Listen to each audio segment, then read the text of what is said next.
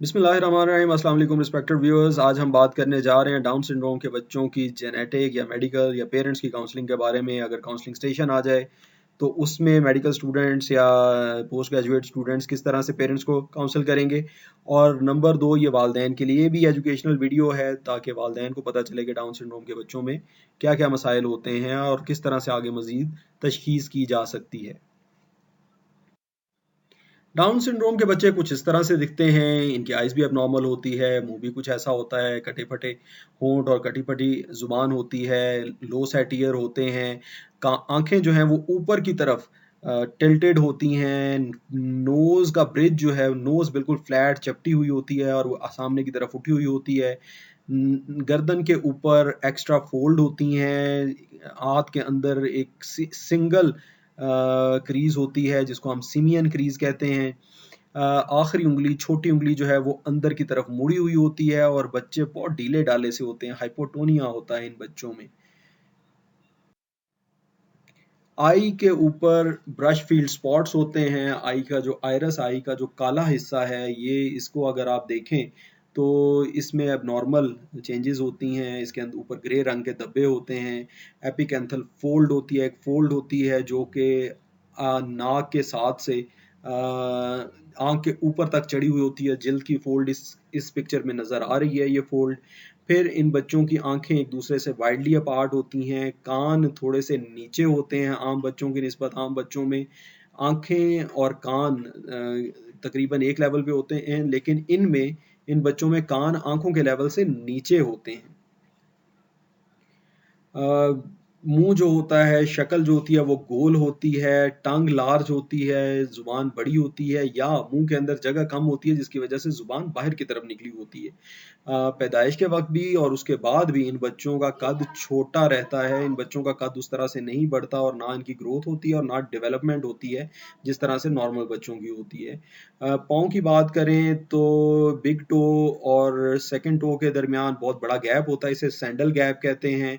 हाथ जो होते हैं इनके चौड़े होते हैं और छोटे होते हैं और दिमाग की डेवलपमेंट भी अच्छी नहीं होती और दिमाग जो है वो छोटा होता है और इसी वजह से इनकी मेंटल कैपेसिटी बच्चों की अच्छी नहीं होती। ये सारी चीज़ें फिर वालिदैन को बतानी पड़ती हैं। इनकी सेक्सुअल डेवलपमेंट भी अच्छी नहीं होती बच्चों की और भी बहुत सारे मसाइल होते हैं जो आगे और स्लाइड्स में मैं डिस्कस करता हूँ। 600 बच्चे अगर पैदा हों तो उनमें से एक बच्चा डाउन सिंड्रोम से अफेक्टेड होता है और ये इसकी जो मोस्ट कॉमन फॉर्म है उसको ट्राइसोमी कहते हैं, जिसमें माँ या बाप की तरफ से एक एक्स्ट्रा क्रोमोसोम आ जाता है और वो आम तौर पे 95% केसेस में वो माँ की तरफ से वो एबनॉर्मल क्रोमोसोम आता है। और इन बच्चों में कॉग्निटिव डिसेबिलिटी होती है। इनका आईक्यू इंटेलिजेंस क्वोशंट जो है वो 20 से 80 के दरमियान होता है। इनकी बलूगत डिले होती है बच्चों की, खसूसन लड़कों में, और ये स्टीराइल होते हैं यानी रिप्रोड्यूस नहीं कर सकते, ये बच्चे पैदा नहीं कर सकते ये बच्चे। 100% केसेस में ऐसा नहीं होता, इसकी कुछ और टाइप भी होती हैं जिनमें बच्चे पैदा कर सकते हैं बच्चे। इस वजह से ये जब सवाल किया जाएगा आपसे एग्जाम में तो आपने ये कहना है कि जी फर्दर हम जेनेटिक टेस्टिंग करेंगे और फिर बताएंगे कि आपका बच्चा कैसा परफॉर्म करेगा ज़िंदगी में। ठीक है। इनको पैदाइश के वक्त यरकान बहुत शदीद होता है, इन बच्चों में खून का गाढ़ापन होता है, इनको ल्यूकीमॉइड रिएक्शन यानी इनके सफ़ेद खुलिये बहुत ज़्यादा बड़े होते हैं जिनको ऐसे समझा जाता है कि शायद इन्फेक्शन है पैदाइश के वक्त बच्चे को, हालांकि उसके सफ़ेद खुलिये बहुत ज़्यादा बड़े हुए होते हैं। इनके दिल में सुराख हो सकता है, इनके गुर्दों में मसाइल हो सकते हैं बच्चों के, इनका लबलबा सही काम नहीं करता, तो बेइंतहा इनकी अंतड़ियों में मसाइल हो सकते हैं बच्चों के। तो बेइंतहा मसाइल होते हैं इन बच्चों को जो कि बाद में ज़िंदगी में इनको तंग करते हैं। थायराइड इनका जो है वो सही तरह काम नहीं कर रहा होता, सुनने में मसाइल हो सकते हैं, अंतड़ियों में एलर्जी, गंदम से एलर्जी की बीमारी हो सकती है। इनके गर्दन के जो मोरे होते हैं वो स्टेबल नहीं होते, इस वजह से ये कॉन्टैक्ट स्पोर्ट्स नहीं खेल सकते ये बच्चे। और स्पेशल गेम्स में ये बच्चे कॉन्टैक्ट स्पोर्ट्स बिल्कुल नहीं खेल सकते। कौन सी होती हैं contact sports? Hockey, rugby, football, athletics, boxing, ये सारी कॉन्टैक्ट जिसमें एक प्लेयर दूसरे प्लेयर के साथ इन कॉन्टैक्ट आता है, वो स्पोर्ट्स ये नहीं खेल सकते। ये सिर्फ इंडिविजुअल गेम खेल सकते हैं, ये सिर्फ कोर्ट गेम्स खेल सकते हैं जिसमें आप नेट के अक्रॉस दूसरा आपका ओपोनेंट मौजूद हो। फिर ल्यूकीमिया के चांसेस इनमें बहुत ज़्यादा होते हैं, 12 से 20 गुना आम शहरियों की निस्बत, आम बच्चों की निस्बत ज़्यादा होते हैं ब्लड के कैंसर के इम्कानात। एटलांटो एक्सियल या एटलांटो ऑक्सीपिटल इंस्टेबिलिटी की बात करता चलूँ तो इन बच्चों में कॉन्टैक्ट स्पोर्ट्स की जो है वो बात हम करते हैं, इसको जिसको मनका हम कहते हैं। मनका वो जगह होती है जो कि हैंगिंग के दौरान टूटता है और इंसान की मौत वाक़या होती है, तो ये मनका इनका बहुत अनस्टेबल होता है इन बच्चों का और हल्की सी चोट से टूट सकता है। इसलिए इनकी गर्दन की हिफाज़त करना बड़ी ज़रूरी होती है। इनकी गर्दन होती भी आमतौर पे छोटी है, गर्दन होती है आम बच्चों की निस्बत, और ये भी एक तरह से अलग-अलग तरफ से हिफाज़त होती है कि गर्दन छोटी होती है ताकि वो ज़्यादा अनस्टेबल ना हो। फिर जो ट्राइसोमीज़ होते हैं, ऐसे केसेस जहाँ पे माँ की तरफ से एक एक्स्ट्रा क्रोमोसोम आया होता है, उसका एज के साथ रिस्क जो है वो बढ़ जाता है। ऐसी माएँ जिनकी उम्र 16 से 25 साल है, तो उनमें सबसे कम चांसेस होते हैं डाउन सिंड्रोम का बच्चा पैदा करने के। यानी 2000 बच्चों की पैदाइश पे 1 बच्चा अफेक्टेड पैदा होता है। जिन माँओं की उम्र 16 साल से कम होगी, तो उनमें भी 1 से 1000, हर 1000 प्रेगनेंसीज़ पे हर 1000 बच्चों पे 1 बच्चा मुतासर होगा, और जिनकी 25 से 35 साल होगी, उनमें भी तकरीबन हर 1000 बच्चों की पैदाइश पे 1 बच्चा डाउन सिंड्रोम से मुतासर होगा। फिर 35 साल से अगर माँ की उम्र ज़्यादा है तो हर 200 प्रेगनेंसीज में से एक बच्चा मुतासर होगा, और बच्चे अगर माँ की उम्र 40 साल से या उससे ज़्यादा है तो हर 100 बच्चों में से एक बच्चा मुतासर होगा। और अगर एक माँ को ऑलरेडी एक बच्चा है डाउन सिंड्रोम का, तो उसका रिस्क 1% मजीद बढ़ जाता है, 1 in 100 मजीद रिस्क बढ़ जाता है। फॉर एग्जाम्पल एक माँ है, उसका 40 साल की उम्र में एक डाउन सिंड्रोम का बच्चा हो गया, तो अगली प्रेगनेंसी में उसको अभी 1% और मजीद चांस हो गया, यानी उसको 2 in 100, यानी उसका अभी 1 in 50 या 2 in 100 चांसेस हो गए हैं उसको एक डाउन सिंड्रोम वाला बेबी की बर्थ के लिए।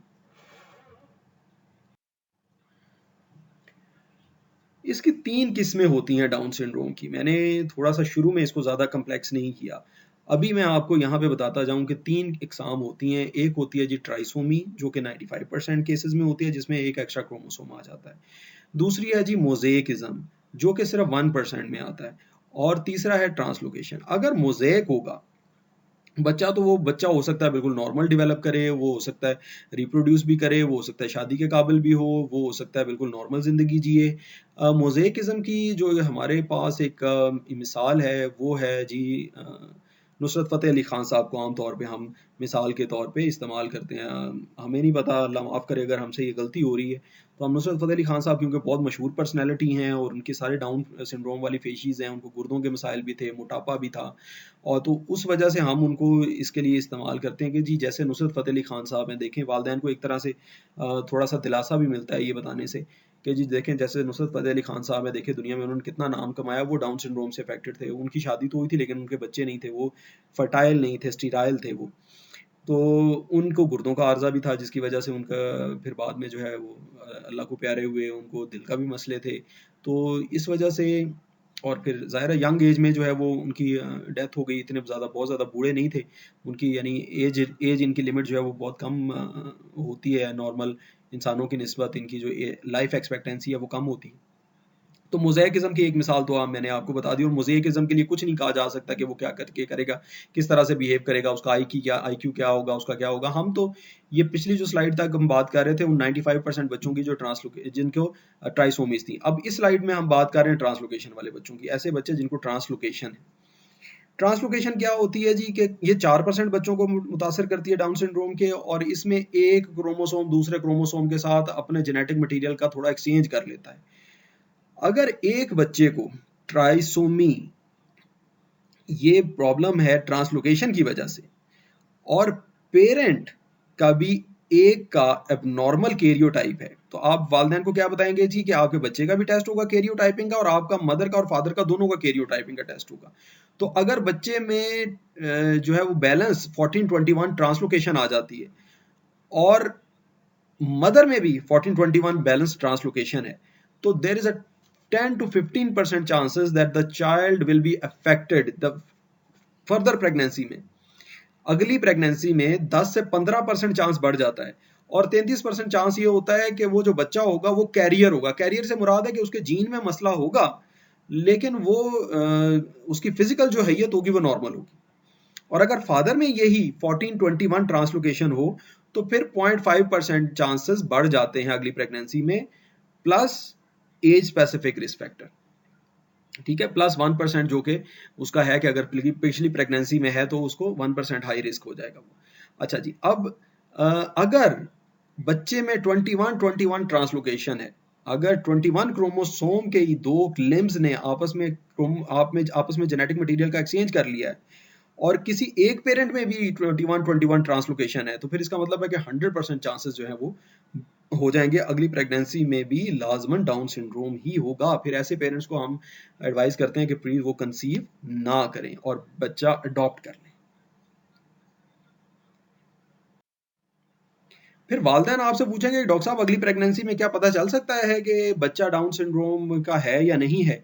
तो ये जी प्री नीटल डायग्नोसिस है इसका, ये भी बहुत इंपॉर्टेंट स्लाइड है, हमेशा जो है वो एग्जाम में पूछी जाता है कि जी कौन कौन से टेस्ट हैं, कौन सा टेस्ट करेंगे। इसमें है जी 11 से 14 हफ्ते के दरमियान आप करते हैं कंबाइंड टेस्ट, जिसमें आप चेक करते हैं नकल ट्रांसलूसेंसी। ये नकल ट्रांसलूसेंसी की मैंने पिक्चर भी ऊपर पेश कर दी है। ये नेप ऑफ नेक पे एक फ्लूइड फिल्ड सैक सा बन जाता है, फ्लूइड फिल्ड एक स्पेस बन जाती है जिसको आप मेजर करते हैं। अगर वो 3.5 mm या उससे ज़्यादा हो, 3.5 मिलीमीटर या उससे ज़्यादा हो, तो ये सजेस्टिव होती है डाउन सिंड्रोम की। फ्री बीटा आईसीजी चेक करेंगे, वो बड़ा होगा। Pregnancy associated plasma protein A check करेंगे तो वो भी बड़ी हुई होगी। तो ये टेस्ट जो है अगर आपने 11 से 14 हफ्तों के दरमियान किया है तो इसका अगर ये पॉजिटिव आता है तो 85% डिटेक्शन रेट है, और फॉल्स पॉजिटिव 5% ऐसा हो सकता है कि बच्चा नॉर्मल हो लेकिन ये फॉल्सली ये टेस्ट पॉजिटिव आ जाए। क्वाड्रपल टेस्ट ये 15 से 20 हफ्तों के दरमियान होता है। इसमें हम मैटरनल सीरम अल्फा फीटोप्रोटीन लेते हैं, हिस्ट्रियोल चेक करते हैं, बीटा आईसीजी देखते हैं, इनेबिन ए देखते हैं, और इसमें एच आई हाई यानी बीटा एचसीजी और इनेबिन ए जो है ये दोनों हाई होती हैं, बाकी दोनों चीज़ें लो होती हैं, जो कि नॉर्मल प्रेगनेंसी की निस्बत भी लो होती हैं। तो इससे ये पता चलता है कि 81% केसेस को ये डिटेक्ट कर सकता है। और अगर हम इन दोनों टेस्ट को कंबाइन कर दें, कंबाइंड टेस्ट को और क्वाड्रपल टेस्ट को, इसको इंटीग्रेटेड टेस्ट बना दें, तो ये 95, अगर दोनों टेस्ट पॉजिटिव हैं, कंबाइंड टेस्ट भी और क्वाड्रपल टेस्ट भी पॉजिटिव है, तो फिर ये इंटीग्रेटेड टेस्ट की जो यील्ड है, डिटेक्शन रेट है, वो 95% हम श्योर हो जाते हैं कि जी बच्चा वाकई डाउन सिंड्रोम का है, और सिर्फ 5% चांस रह जाता है कि ये हम गलती से डाउन सिंड्रोम डिटेक्ट कर रहे हैं। तो क्योंकि ये सब्सिक्वेंट प्रेगनेंसीज में हम चेक कर रहे होते हैं, तो इस वजह से इसमें फिर हमल को ज़ाया कर देना ही बेहतर होता है। अब हम ये देख लेते हैं कि डाउन सिंड्रोम में, टर्नर सिंड्रोम में, एडवर्ड सिंड्रोम में और पटाउ सिंड्रोम में आप किस तरह से डिफरेंशिएट करेंगे on the basis of quadruple test. मैंने बताया कि alpha feto in Down syndrome AFP estriol low होंगे, एचसीजी और इनबिन ए हाई होगा, तो निमोनिक है हाई। टर्नर सिंड्रोम में डिक्रीज होगा अल्फा फीटोप्रोटीन, हिस्ट्रियोल भी डिक्रीज होगा, लेकिन एचसीजी और इनबिन ए बहुत हाई होगा, सो टर्नर सिंड्रोम में बहुत हाई होगा। ठीक है जी। एडवर्ड सिंड्रोम में ये अल्फा फीटोप्रोटीन अनचेंज्ड होगा, हिस्ट्रियोल लो होगा, एचसीजी वेरी लो होगा और इनबिन ए भी अनचेंज्ड होगा। तो एडवर्ड क्योंकि मेल नेम है, सिंड्रोम का नाम जो है वो मेल है, तो इसमें नमोनिक जो है वो याद रखिएगा, ही इज लो। ही क्या है? HCG, H फॉर HCG और E फॉर हिस्ट्रियोल, ये जो है दोनों चीजें लो होंगी। और फिर आ गया फाइनली पटाउ सिंड्रोम या टाउ सिंड्रोम, जो भी लोग इसको कहते हैं, इसमें alpha fetoprotein will be increased, so बाकी सब नॉर्मल होंगे, और इसका जो नमोनिक है AF Patau is high, AF Patau is high. और किस चीज़ में अल्फा फीटोप्रोटीन रेज्ड होती हैं? न्यूरल ट्यूब डिफेक्ट्स में AFPs रेज्ड होती हैं, याद रखिएगा। पटाउ सिंड्रोम और न्यूरल ट्यूब डिफेक्ट्स में अल्फा फीटोप्रोटीन रेज्ड होती हैं। ये बड़ी इंपॉर्टेंट प्रेजेंटेशन है, बहुत मुश्किल टॉपिक है, और आप लोगों को इसको बार बार देखने की और पढ़ने की ज़रूरत है, और मैंने बड़ी मुश्किल से ये सारा डाटा इकट्ठा किया है ताकि आप लोगों के लिए आसानी हो जाए। मुझे उम्मीद है कि आप इस वीडियो को लाइक करेंगे और मेरे चैनल को सब्सक्राइब करेंगे। Thank you very much. अस्सलाम वालेकुम।